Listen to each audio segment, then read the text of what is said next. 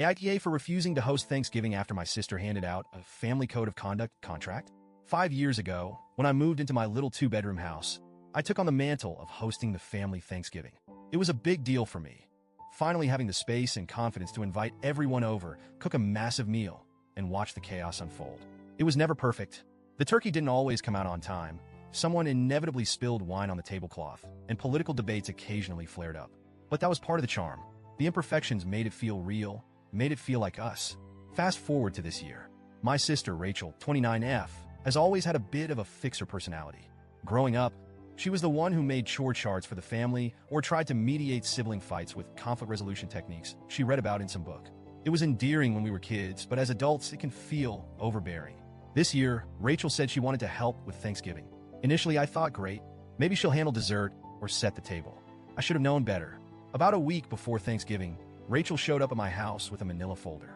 She had that look on her face, the one that says, I have a plan, and it's foolproof. I was in the middle of cleaning the kitchen, prepping for the onslaught of family, and barely glanced at her when she sat down at the table.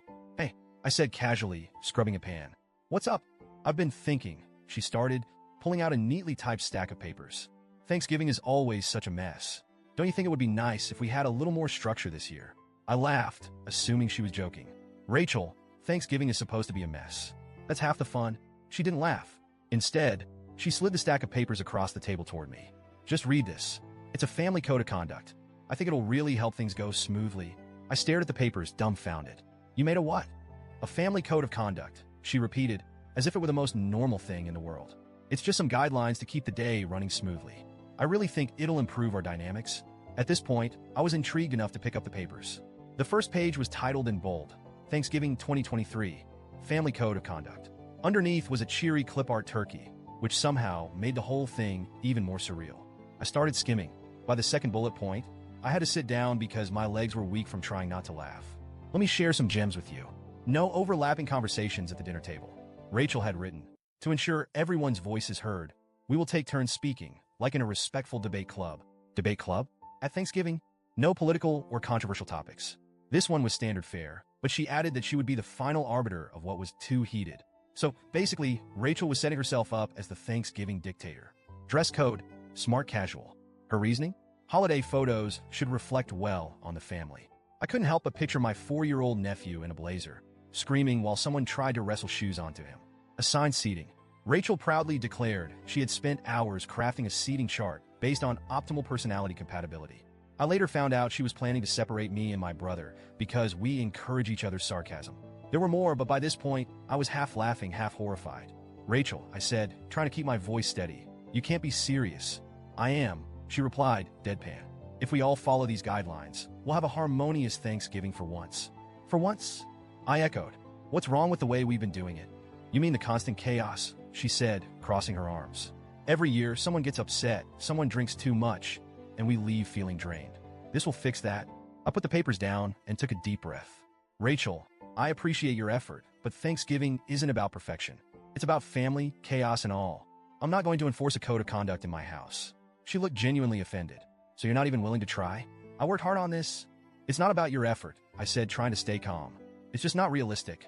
This isn't a corporate retreat. It's Thanksgiving. Her face darkened. Fine. If you're not willing to work with me, maybe I should host Thanksgiving this year. That was the moment I snapped. You know what? Go ahead. Host Thanksgiving. I'm done. Her eyes widened. What do you mean? I mean Thanksgiving in my house is canceled. If you want to be in charge, be in charge. You can host it at your place. She stormed out, and I immediately started getting texts from my mom. Mom, Rachel says you're refusing to host Thanksgiving? What's going on? I called her to explain, and she sighed heavily. You know how Rachel is. She just wants everyone to get along. Can't you humor her for one day?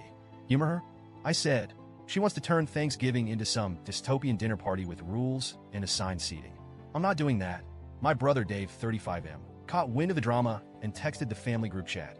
If there's going to be some holiday constitution we're all supposed to sign, count me out. Rachel, meanwhile, started playing the victim.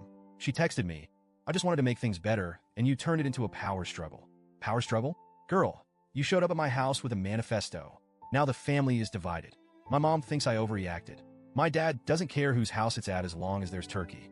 My brother is refusing to go anywhere that requires a dress code. And Rachel? She's insisting that I ruined Thanksgiving. Honestly, I feel torn. Part of me wonders if I should have just let her take over, rules and all. But another part of me thinks I was right to stand my ground. Thanksgiving isn't supposed to be perfect. It's supposed to be loud, messy, and a little ridiculous, just like our family. For now, Thanksgiving is in limbo. My dad jokingly offered to cook a turkey in his garage if no one else steps up. I'm sitting here trying to figure out if I'm the asshole for canceling or if Rachel crossed the line with her holiday dictatorship. So, Reddit? AITA? Or was I right to draw a line in the mashed potatoes?